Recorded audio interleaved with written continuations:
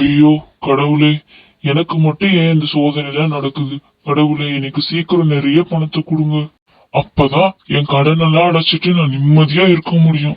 எப்படியாச்சும் எனக்கு நிறைய பணத்தை கொடுங்க. தம்பி, இங்க கொஞ்சம் வாப்பா. இந்தாப்பா, இந்த சாப்பாடை சாப்பிடு. இந்த சாப்பாடு உனக்கு தான்ப்பா. ஐயா, எனக்கு எதுக்கு அந்த சாப்பாடு கொடுக்குறீங்க? நீங்க தானே கஷ்டப்படுறீங்க இந்த மரத்தடியில உட்காந்து. நீங்களே இந்த சாப்பாடு சாப்பிடுங்க.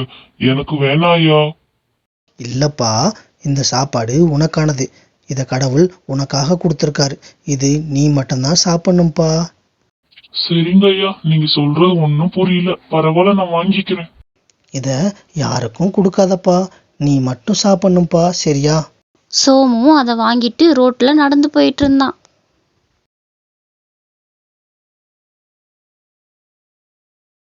இவரை பார்க்கவே பைத்தியக்கார மாதிரி இருக்காரு.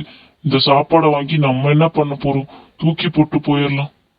ஏப்பா சோமு, என்ன இந்த பக்கத்து கேரியரோட போயிட்டு இருக்க? அது ஒண்ணும் இல்ல, சும்மாதான். இந்த உனக்கு வேணும்னா நீ கேரியர்ல இருக்க சாப்பாடை சாப்பிட்டுக்கோ. சரிப்பா, எனக்கும் ரொம்ப பசியாதான் இருக்கு, நானே எடுத்துட்டு போறேன். அவனும் அந்த கேரியரை எடுத்துட்டு போயிட்டான். சோமுவும் வீட்டுக்கு போயிட்டான்.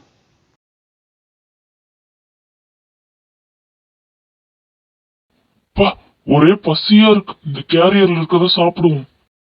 அட, என்ன இதை திறந்துமே ஒரே பணமழையா இருக்கு. கடவுளே, இவ்வளவு பணத்தை நான் இப்பதான் பாக்குறேன். ஐயா, சோமுக்கு போன் போட்டு சொல்லுவோம். ஏப்பா சோமு, நீ கொடுத்தேல டிஃபன் கேரியர், அதுல பூரா பணம்ப்பா. என்னப்பா நீ சொல்ற? பணமா இருந்துச்சா? அது எப்படி அந்த டிஃபன் கேரியர்ல பணம் வரும்? அதுவே ஒரு சாமியார் தான் கொடுத்தாரு. தெரியலப்பா அது எப்படின்னு. எப்படியோ உனக்குதான் நன்றி சொல்லணும், எனக்கு இவ்வளவு பணத்தை கொடுத்ததுக்கு. ஐயோ, கடவுள் எனக்கு கொடுத்த ஒரு வாய்ப்பையும் நான் விட்டுட்டேனே.